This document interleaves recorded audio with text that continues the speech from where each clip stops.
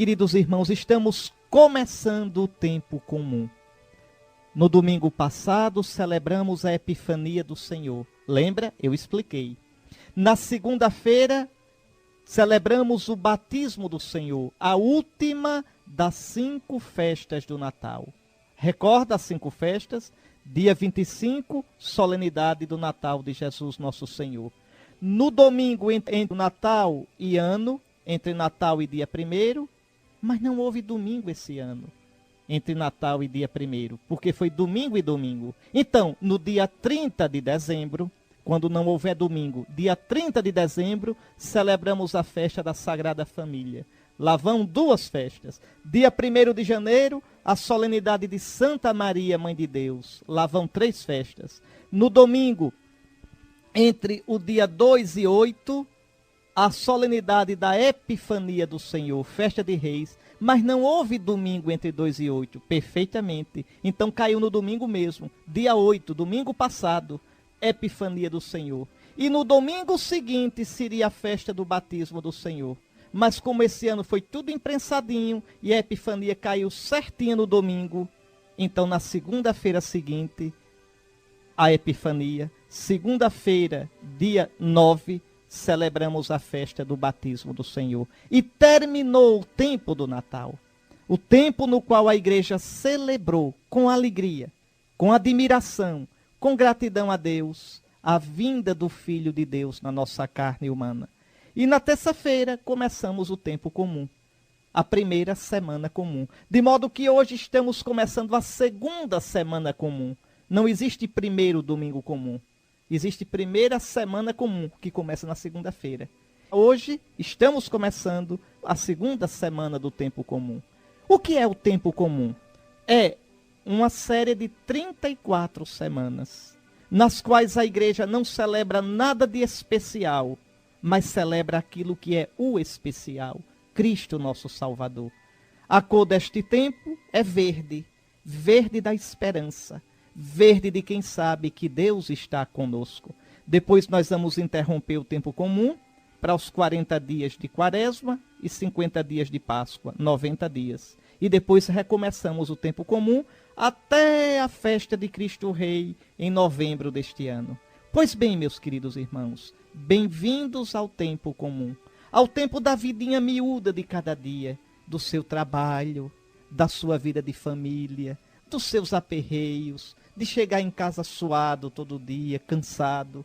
Veja, de suportar os pesos da vida, as intriguinhas do trabalho, na família, o cansaço de cada dia, as tentações, os abusos da vida. Mas lembre, Deus está conosco. São nestes acontecimentos miúdos que Deus nos vem visitar. Nunca esqueça disso. O Emanuel é o nome do menino, o Deus conosco.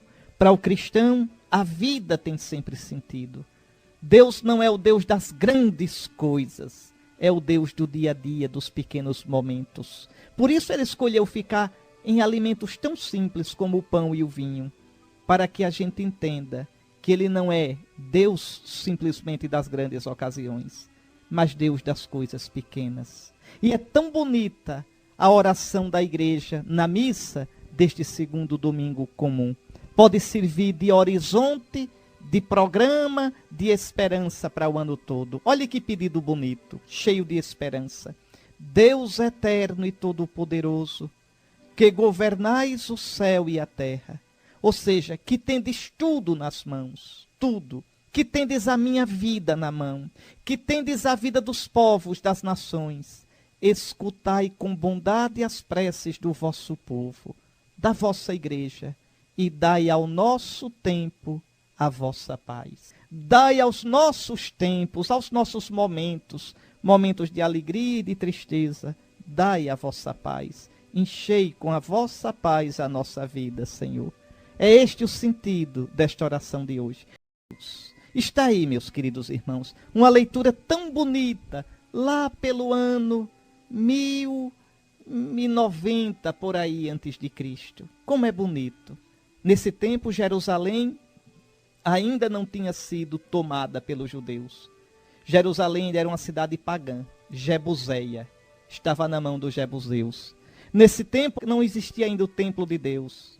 A Arca da Aliança ficava debaixo de uma tenda, em Silo, lá no centro da Terra Santa. Pois bem, e quem cuidava da arca era o sacerdote Eli. E Samuel cuidava das coisas de Deus. Que coisa bonita. São histórias assim do dia a dia, como a minha história, como a sua história. Você lembra da história de Samuel? Leia lá o primeiro livro de Samuel. A mãe de Samuel, Ana, era estéril. Era uma tristeza só. E pediu a Deus um filho. E Deus lhe deu um filho, Samuel. E essa mulher foi tão generosa. Assim que desmamou o menino, levou o menino até o sacerdote Eli e disse, está aqui esse menino. Não tinha conselho tutelar, viu, naquele tempo? Está aqui essa criança. Eu quero que ela fique servindo na casa de Deus. Pronto. E Samuel ficou lá, foi criado por Eli na casa de Deus. E aqui agora Samuel, jovenzinho, devia ter quantos anos? 12, 13? Um menino. Repare, Deus é uma coisa impressionante. Olha como é bonito. Samuel estava dormindo no templo do Senhor. Na verdade é na tenda onde estava a arca de Deus. Veja, onde se encontrava a arca de Deus. Então o Senhor chamou. Isso me encanta, isso me impressiona. Um Deus tão grande olhar para um pirralho. Um Deus tão grande perder tempo com um pirralho. Veja, está lá o menininho dormindo.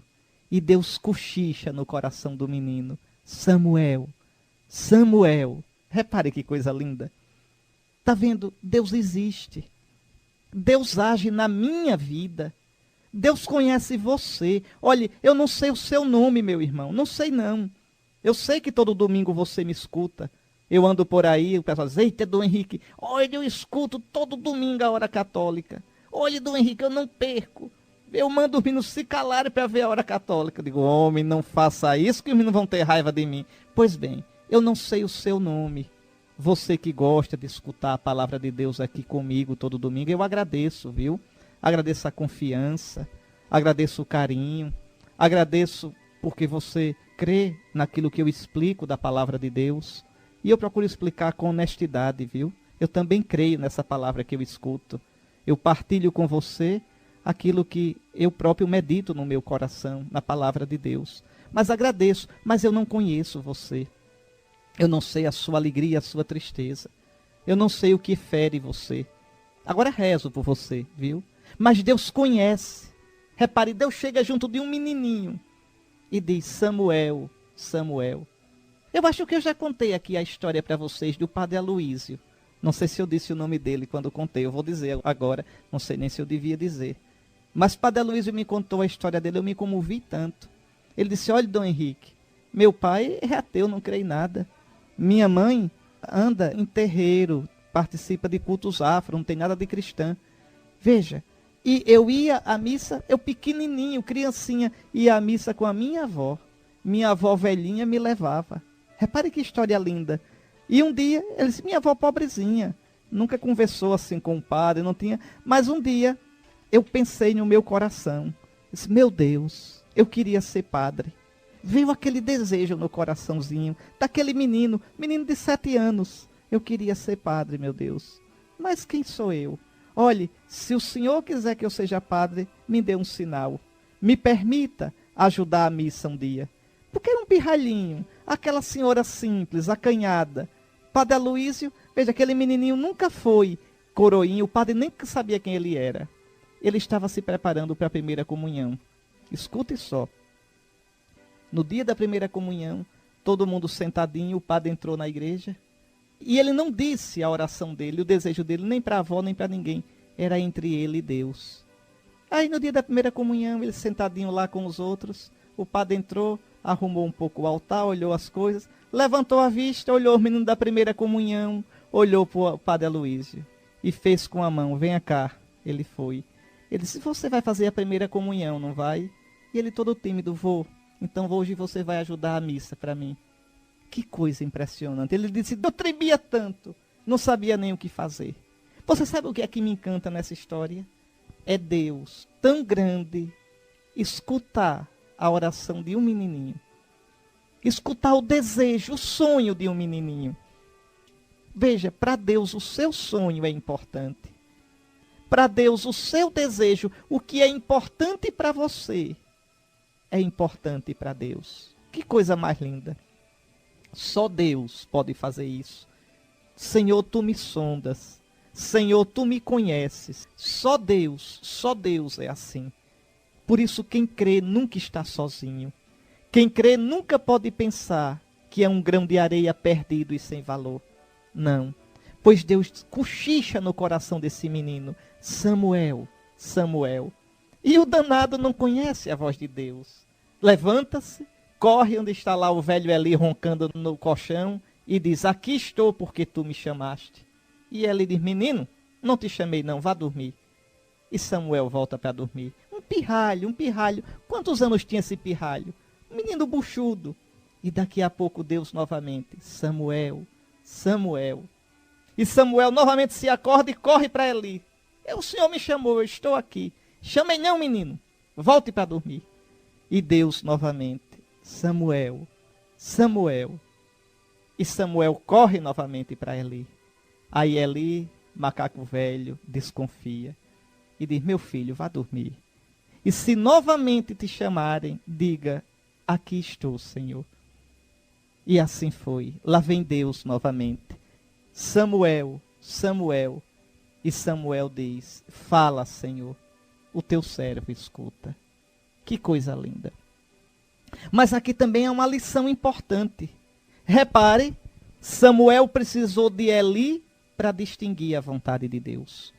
Isso é muito importante. Deus fala, mas é preciso que alguém me ajude a discernir o que o Senhor está me dizendo. Por isso é importante o conselho, por isso é importante a direção espiritual, por isso é importante um confessor, por isso é importante nas decisões importantes da vida, sobretudo na questão da sua vocação. Às vezes um rapaz que pensa em ser padre, uma moça que pensa em ser religiosa. É importante, é muito importante que saiba procurar o conselho de alguém mais experiente, de alguém que ajude a discernir se é vontade de Deus ou não. Porque às vezes pode ser só vontade humana, às vezes pode ser a minha vontade, às vezes pode ser o desejo do meu inconsciente e eu estar atribuindo a Deus.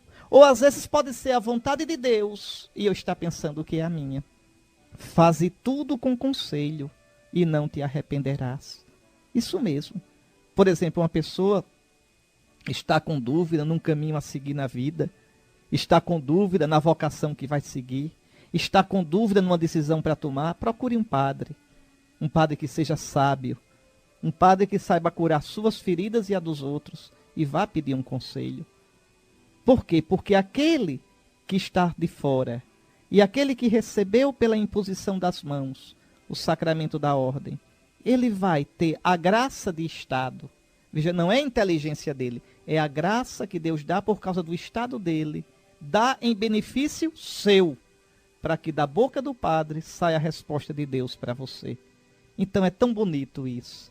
E aí, que coisa linda. O Senhor veio, pôs-se junto de Samuel e chamou, Samuel, Samuel, fala que o teu servo escuta. Que eu saiba dizer isso. Que você saiba dizer isso. Muitas vezes na vida, Deus chama você. Faze isto, evita aquilo. Faze o bem, evita o mal. Vai por ali, não vás por aqui. E é importante que você saiba reconhecer a voz do Senhor. Ouvi-la e reconhecer.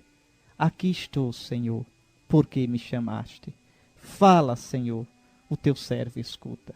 Agora vamos rezar o salmo responsorial da missa de hoje, o Salmo 39, que vai falar exatamente na obediência à vontade de Deus. Eu vim, Senhor, para fazer a vossa vontade. Tanto a primeira leitura quanto este salmo já estão nos preparando para o evangelho de hoje. Porque no evangelho vão aparecer os primeiros discípulos seguindo Jesus. Então, como Samuel, que consagrou a vida para seguir a vontade de Deus. Fala, Senhor, o teu servo escuta. Eis-me aqui. Pois bem, esses discípulos, os primeiros discípulos, vão seguir Jesus. Essa deve ser a nossa vida, seguir Jesus. Eis que eu venho para fazer a tua vontade, Senhor. É o que o Salmo vai dizer. O próprio Jesus viveu para a vontade do Pai. E nós devemos, seguindo Jesus, vivendo para Jesus, fazer a vontade do Pai. Está aí, queridos irmãos, uma leitura forte, uma palavra forte, uma palavra profunda, esta de São Paulo, na primeira carta aos Coríntios. Vale a pena refletir versículo por versículo. São Paulo começa com uma afirmação peremptória, séria, direta. Irmãos, o corpo não é para a imoralidade, mas para o Senhor. Você é cristão, é? Você foi batizado, viu? Naquela água do seu batismo, você recebeu o Espírito Santo. Você ali foi mergulhado em Cristo. Ali você morreu para uma vida de pecado. Ali você foi resgatado, comprado por Cristo, no corpo e na alma. Jesus não é o salvador só da sua alma, não. Jesus é o salvador de você todo. Portanto, irmão, irmã, o corpo não é para a imoralidade, mas para o Senhor. Veja, entregar o corpo à imoralidade. Que imoralidade, senhor bispo? Vou dizer. Imoralidade, roupa indecente. Roupa que tende a provocar sensualidade, desejo impuro nos outros. Está certo? Lá vai uma forma de imoralidade. O corpo não é para isso. O corpo não deve ser objeto de sedução para ninguém. Quer mais o que é imoralidade? Você alimentar pensamentos indecentes. Uma coisa são os pensamentos indecentes que vêm pela nossa fraqueza da natureza humana e a gente procura combater, a gente procura desviar. Outra coisa é alimentar esses pensamentos. E pior ainda, alimentar mais com conversas indecentes, vendo coisas indecentes na internet, em cinema, na televisão, em revistas. Tudo isso é imoralidade. Tudo isso destrói a santidade do corpo. Quer mais imoralidade? Exemplos? Atos impuros, atos sensuais, sozinho ou com outra pessoa. Estou falando claro, querido irmão, querida irmã, para que você entenda. Tudo isso é imoralidade. Irmão, o corpo não é para a imoralidade, mas para o Senhor. Que coisa, tá vendo? O meu corpo já não me pertence. Eu já não me pertenço. Meu corpo e minha alma são para o Senhor. O corpo é para o Senhor e o Senhor é para o corpo. Ou seja, o Senhor se fez carne. A gente acabou de celebrar o Natal. O Senhor assumiu um corpo para que eu possa ser parte do seu corpo, ser membro do seu corpo, que é a sua igreja. O corpo é para o Senhor, e o Senhor, que sendo Deus, assumiu um corpo humano, é o Senhor do meu corpo. E Deus, que ressuscitou o Senhor, que ressuscitou o Senhor Jesus no seu corpo, veja, a ressurreição não é uma coisa simplesmente espiritual. Jesus não é um fantasma. Não, Tomé mete o dedo no lado dele. Tomé toca nas chagas dele. Vede, sou eu, não tenhais medo. Não sou um fantasma. Pois bem, o corpo é para o Senhor e o Senhor é para o corpo. E Deus, que ressuscitou o Senhor Jesus, nos ressuscitará também a nós pelo seu poder. O seu corpo vai ser glorificado um dia. O seu corpo vai ser ressuscitado. Então o seu corpo é santo, é para o Senhor, é para a glória, é para a ressurreição. A imoralidade deixe para os pagãos. Os pagãos não sabem que Deus se fez homem. Os pagãos não sabem que existe uma vida eterna. Os pagãos não sabem que o Senhor habita no nosso corpo. Os pagãos pensam que viver é viver e morrer isso aqui mesmo. Mas você não é pagão, você é cristão. O corpo é para o Senhor e o Senhor é para o corpo. e o Senhor te ressuscitará. Porventura ignorais que vossos corpos são membros de Cristo? Que desde o batismo nós somos membros do corpo de Cristo, porque Cristo assumiu um corpo em Maria Virgem se fez homem? Quem adere ao Senhor, torna-se com ele um só espírito. Torna-se com ele um só corpo também. Então, como eu posso entregar o meu corpo à imoralidade? Fugir da imoralidade. Está aqui no versículo 18. Olhe, meu querido irmão. Olhe, minha querida irmã. Isso é palavra de Deus, viu? Não tem novela. Não tem sabichão do mundo que possa invalidar ou mudar isso, não. Fugir da imoralidade. Como é que eu fujo da imoralidade? De dois jeitos. Pela ascese e pela mística. Vamos entender? Como é que eu fujo da imoralidade? Primeiro pela ascese. O que é ascese? Ascese, a palavra grega, asceses, deu origem à palavra também atleta. Eu fujo da imoralidade pelo treino, disciplinando os meus sentidos, disciplinando a minha vontade. É uma luta.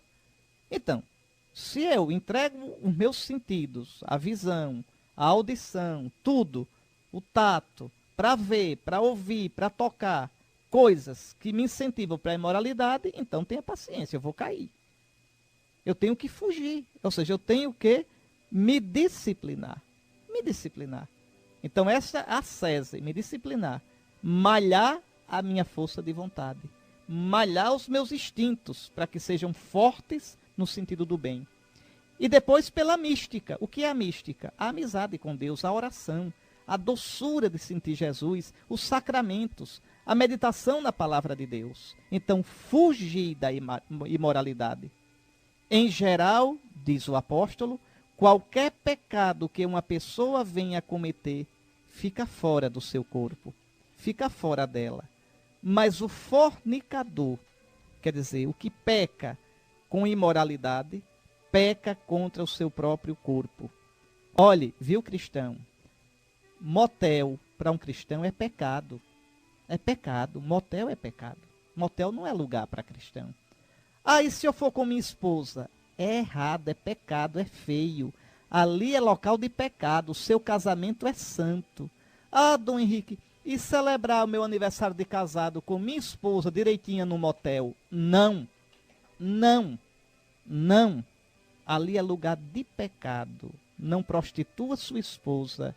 E você, esposa, não prostitua o seu marido. Fugir da imoralidade. Vejam, a vida sexual do cristão é uma coisa santa. Deus fez o sexo forte. Deus fez o sexo gostoso. Deus fez o sexo como um instinto danado. Mas Deus fez tudo isso de modo bonito como sinal de amor, de compromisso, de fidelidade, de generosidade, de doação. Para nós cristãos, porque a palavra de Deus diz assim, o ato sexual só é santo, só não é pecado, se for no casamento, entre marido e mulher, e do modo como nosso Senhor pensou. E qual é o modo que nosso Senhor pensou? Ah, você é sabido. Olhe o corpo do homem e da mulher que você vai ver o modo que nosso Senhor pensou. Fugir da imoralidade. Veja, qualquer pecado que a gente cometa é fora da gente. Mas o fornicador, quer dizer, o imoral, peca contra o seu próprio corpo. E aí a palavra de Deus questiona. Ou ignorais que o vosso corpo é santuário do Espírito Santo, que habita em vós, e que vos é dado por Deus. E, portanto, ignorais também que vós não pertenceis a vós mesmos. Vós sois de Cristo. Você custou caro a nosso Senhor, viu? Você custou ele vir ao mundo. Nascer pobre num presépio. Você custou o seu cansaço nas estradas da Galileia. Você custou a sua solidão no Horto das Oliveiras. Você custou a sua cruz. Você custou a sua sepultura. E por você ele ressuscitou. Não estrague não tudo isso. Não se vá para o inferno. Não se jogue no inferno por causa da sua impiedade, não. Está certo? O vosso corpo pertence a Cristo. Vós não vos pertenceis a vós mesmos. De fato, fostes comprado e por preço muito alto. então glorificai a Deus com o vosso corpo. Olhe, meus irmãos, o ser humano pode tranquilamente viver uma vida reta, decente. Tranquilamente. O mundo de hoje induz a gente ao pecado. O mundo de hoje exacerba o instinto sexual até de um modo falso. Olhe, não é natural um menino de 12 anos querer namorar. Não é natural. O natural é um menino de 12 anos, de 13, de 14, de 15, está pensando em andar com sua turma, com seus colegas. As meninas com a sua turma, com as suas colegas, é o natural. Mas o mundo de hoje gera um instinto falso.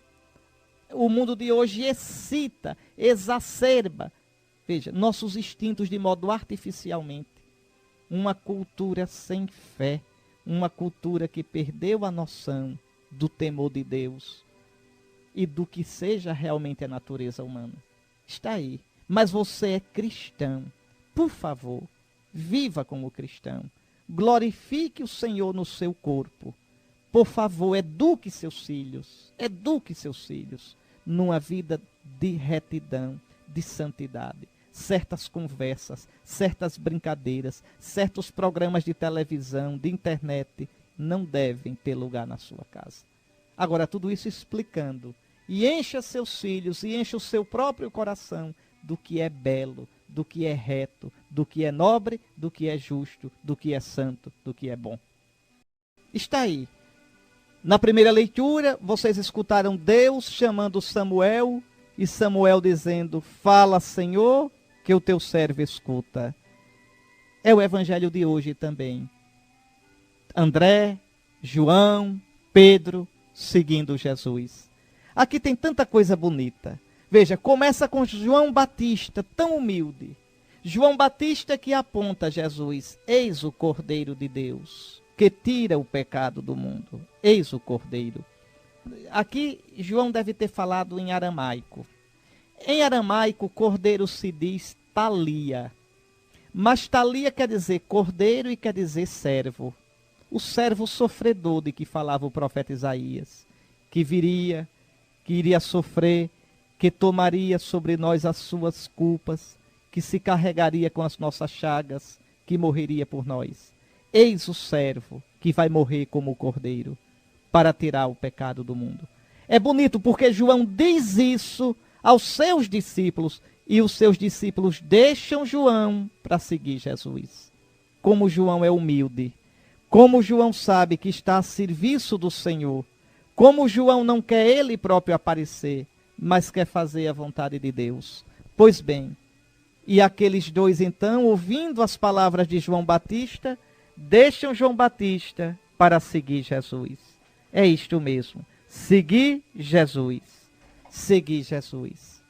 É o meu destino, é o seu destino, é a nossa vocação, porque ele é o Cordeiro de Deus que tira o pecado do mundo. E aí Jesus volta-se e vê aqueles dois que o seguem. E Jesus faz uma pergunta que serve para mim e para você. O que estáis procurando?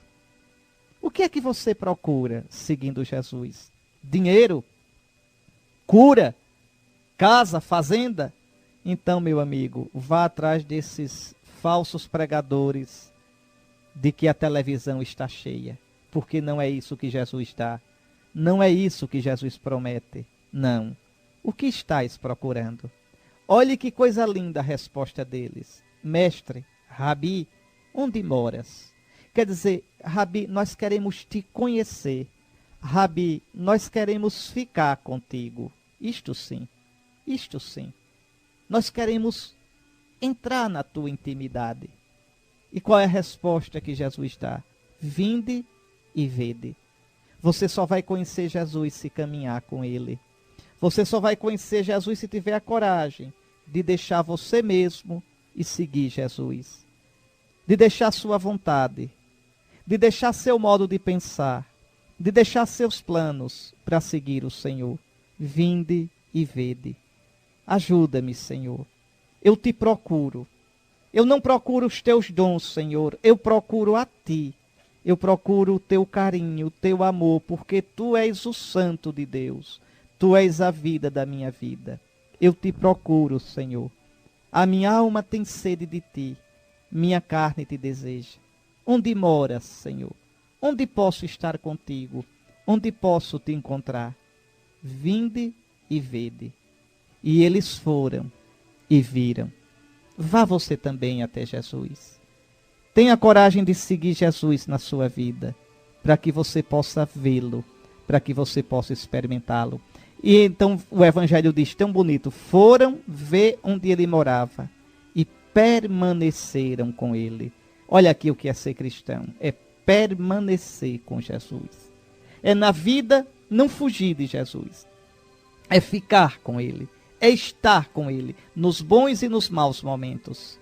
E é interessante que tanto tempo depois, João Evangelista, que era um dos dois discípulos, André e João, veja, ainda lembra, era por volta das 4h da tarde, hora bendita, hora em que João encontrou Jesus. E você, quando encontrou Jesus? Encontrou de verdade? Você tem permanecido com Jesus? Aí depois veja como é bonito. André, irmão de Simão Pedro, era um daqueles dois. Correu logo para encontrar o irmão Simão e disse: encontramos o Messias. E o conduziu a Jesus. É assim. Quem experimenta Jesus de verdade, quem conheceu Jesus de verdade, não guarda Jesus só para si. Ai de mim se eu não anunciar Jesus. Ai de mim se eu não pregar o Evangelho. Não é por isso que todo domingo eu estou aqui? Porque eu não posso guardar o Jesus que eu descobri, o Jesus a quem amo, só para mim.